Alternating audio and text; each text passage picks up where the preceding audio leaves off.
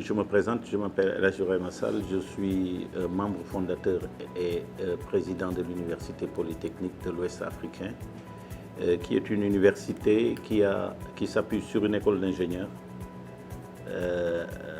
qui est l'école d'ingénieurs de l'Université Polytechnique, et sur une école de management qui s'occupe justement donc du management des organisations. Donc l'école a un pôle management et un pôle ingénierie. Et c'était une initiative qui a germé dans notre esprit, bien entendu, depuis que nous étions étudiants. Puisque j'ai eu la chance, comme beaucoup d'autres Sénégalais, de fréquenter les meilleures institutions universitaires du monde dans le classement mondial. Par exemple, mais c'est ainsi que sur la France, mais j'ai fréquenté la business school, mais qui était classée première en Europe. Mais de la même façon, quand je suis parti aux États-Unis, la première école de finance des États-Unis et par conséquent du monde, bien avant les grandes institutions comme Harvard et tout, sont des institutions que j'ai eu la chance de fréquenter. Donc, partant de ces institutions-là, j'ai été bien entendu séduit par la qualité des institutions universitaires. Et c'est à partir de ce moment-là que je me suis dit, mais il est normal qu'au Sénégal, en Afrique, que nous ayons des institutions dignes de ces grandes écoles, dignes de ces grandes institutions au niveau mondial. C'est un peu l'esprit qui a été à la base de cette initiative. Et il faut dire que c'est pourquoi nous avons visé très haut dès le début de la création de la fondation de l'université, parce que nous avons eu de grosses signatures de grandes institutions, comme l'ensemble des 3 écoles normales supérieures de France. Ça veut dire l'école normale supérieure de la rue d'Ulm, l'école normale de Lyon, ainsi de suite. Donc, mais toutes les écoles qui font aujourd'hui les grands prix Nobel en physique, en mathématiques en France. Et la Chambre de commerce et d'industrie de Paris, comme qui tout le monde le sait, est derrière les grandes écoles comme HEC. Et donc, mais nous avons eu de grandes signatures et nous avons eu aussi de grands universitaires, comme les professeurs Axel Kahn, qui est l'un des meilleurs généticiens du monde.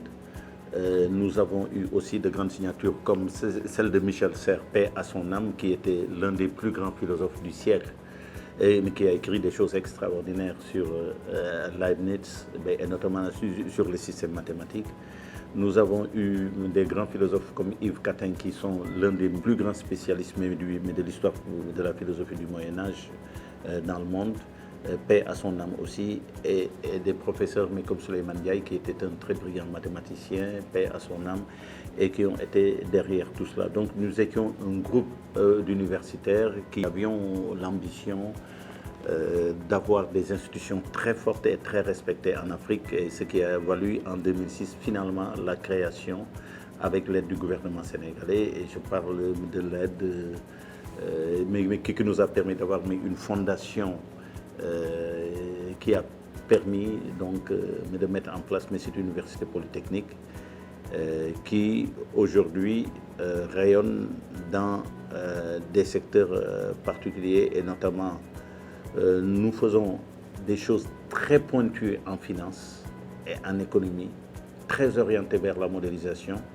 Et je pense que nous avons en finance un programme qui a un degré de sophistication qui n'existe pas, mais qui n'a pas de pareil, mais sur le continent. Et de la même façon aussi, dans le domaine de l'ingénierie, nous sommes aujourd'hui en Afrique de l'Ouest et en Afrique centrale la seule institution qui délivre des niveaux de master et des études plus poussées.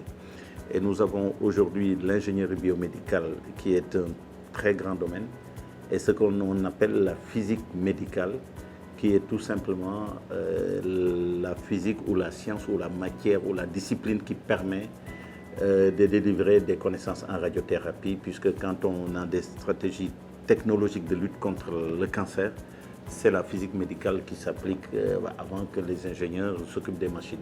Donc aujourd'hui, nous avons une filière de génie biomédical et de physique médicale, qui est une filière en fait de technologie intégrée, mais qui intègre à la fois les progrès de l'informatique, les progrès de révolution biomoléculaire et les progrès aussi de ce que j'appellerais la révolution de la matière, tout ce qui tourne autour des nanotechnologies. Parce que tout simplement, la médecine de demain sera une médecine des machines, sera une médecine d'algorithmes, sera une médecine mais de l'intelligence artificielle. Et c'est sur toutes ces problématiques-là que nous avons décidé d'avoir une démarche intégrée au sein de deux pôles aujourd'hui qui sont importantes, qui sont des pôles d'enseignement et de recherche en ingénierie biomédicale et en physique médicale, ça veut dire en radiothérapie. C'est un peu aujourd'hui ce que nous faisons. Donc nous apportons aux hôpitaux et à la clinique et à la médecine les outils qu'il faut pour permettre à ceux qui ont fait des études de médecine d'utiliser les gestes d'hier certes, mais avec les technologies de demain et les machines de demain pour faire des diagnostics plus efficaces et des thérapies plus efficaces.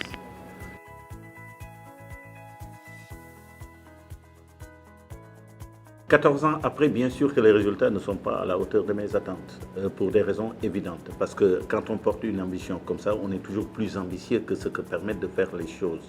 C'est-à-dire que vous avez derrière vous un plan, vous avez derrière vous des ambitions, mais il faut une organisation qui marche, il faut des hommes qui marchent, il faut une société qui soit ouverte aux connaissances, il faut des étudiants qui soient prêts à travailler et à travailler énormément. Et tout cela, c'est un peu contre l'environnement que vous faites un projet comme ça.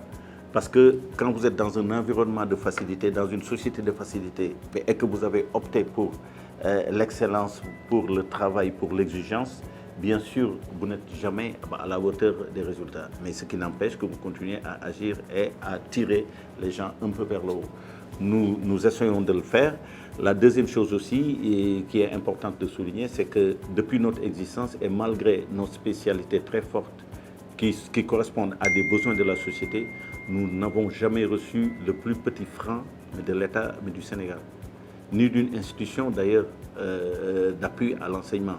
Nous avons reçu 0 franc de fondation, 0 franc de l'enseignement, et nous continuons donc à nous battre avec les moyens de bord, et même souvent sur les étudiants que nous prenons, mais de l'enseignement supérieur. Nous avons des créances qui traînent mais sur plusieurs années et pour lesquelles nous sommes presque mis en difficulté financière. Donc ça, c'est vraiment la contrainte majeure.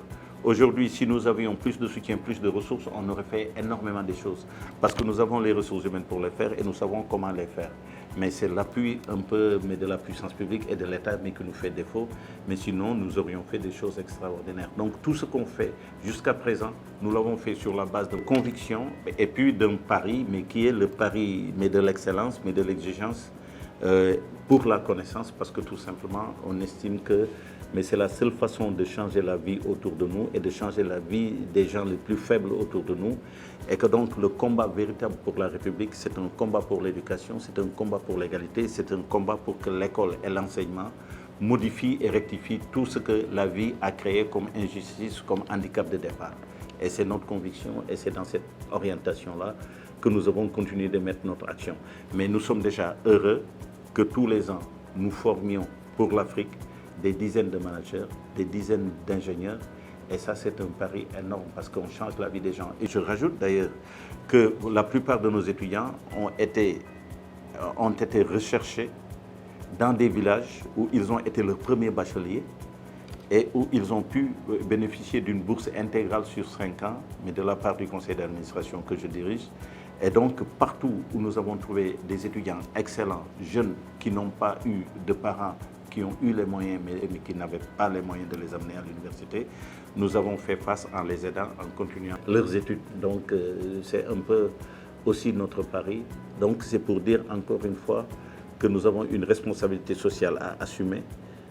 Et cela va jusque dans le contenu de nos enseignements, où nous n'enseignons pas seulement des techniques d'ingénierie, mais au-delà des techniques d'ingénierie, nous nous intéressons aux finalités, aux politiques et sociales des pratiques scientifiques et techniques, parce que nous pensons qu'un bon ingénieur pour l'Afrique, un bon manager pour l'Afrique, mais ne doit pas être seulement quelqu'un qui acquiert des techniques comme on aurait exigé d'un manager ou un ingénieur de Paris ou de France. Nous sommes en Afrique, les problèmes sont plus complexes, les responsabilités sont plus lourdes et il faut que jusque dans l'enseignement, mais que cela transparaisse et c'est ce que nous faisons et nous essayons de faire avec une équipe remarquable d'enseignants très engagés de corps administratifs, du personnel administratif qui manage l'école et qui sont très engagés. Et je voudrais justement profiter de cette occasion, mais pour saluer leur abnégation, leur persévérance et leur continuité. Et je pense que c'est comme ça qu'on arrivera à quelque chose dans la vie.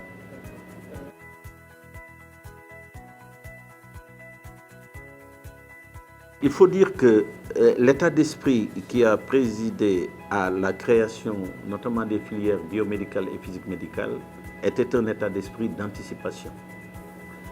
Nous ne savions pas exactement qu'il y aurait le Covid, mais on savait que compte tenu de la dégradation de la biodiversité, on allait vraiment forcément vers des catastrophes sanitaires. Donc ça, on le savait. Donc nous avions pu, 10 ans avant, anticiper les catastrophes sanitaires. La Covid en est une, mais ce n'est pas la dernière. Il y aura d'autres catastrophes sanitaires, mais qui vont advenir. Et donc, quand vous prenez ça et que vous vous rendez compte que la question de la santé était une question cruciale et que nous avions un programme de rattrapage extrêmement important en matière de technologie et d'équipement de dispositifs biomédicaux, vous vous dites que la chose à faire, c'est de créer des ingénieurs à la fois pour la maintenance, mais surtout pour la conception de produits biomédicaux et de dispositifs biomédicaux adaptés pour l'Afrique. Et c'est dans ce sens-là, effectivement, que nous avons fait le pari de faire cette filière-là, qui, au moment où on la mettait en place en 2006, constatait déjà le cimetière de machines dans les hôpitaux, avec des tas de machines, mais qu'on pouvait réparer et qu'on jetait derrière, dans les arrière-cours. Donc c'est un peu ça. Et après, survint le Covid. Et quand le Covid est venu, on n'a fait rien d'autre que continuer dans la lancée. On s'est dit, aujourd'hui, il y a des défis sur le Covid, qu'est-ce qu'on peut faire?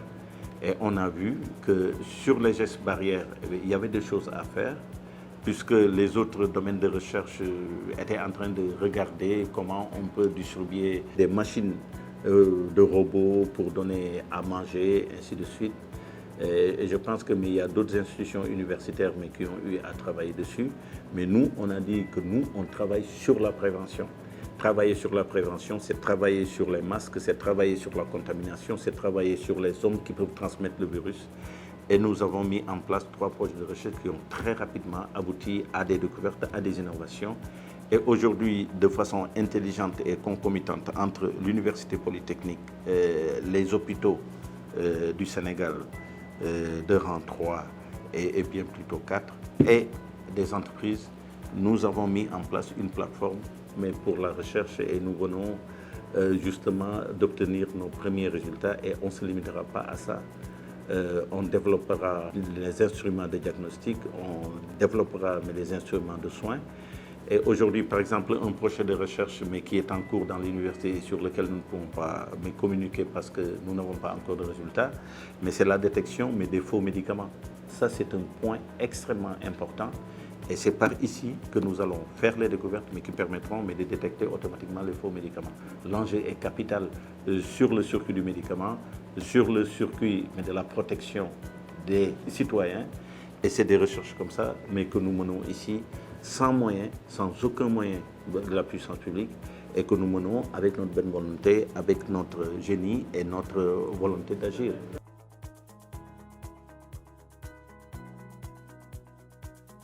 Un message pour l'État, c'est que tout simplement, nous avons des projets de recherche importants. Nous sommes la seule institution en Afrique centrale et de l'Ouest à former des ingénieurs. Et tous les pays d'Afrique nous envoient des jeunes de leur nationalité. Et aujourd'hui, nous sommes un peu désolés qu'après près de 20 ans aujourd'hui, en tout cas plus de 15 ans, que nous n'ayons aucun soutien de l'État, sous quelque forme que ce soit. Et c'est un peu quelque chose qu'on peut déplorer.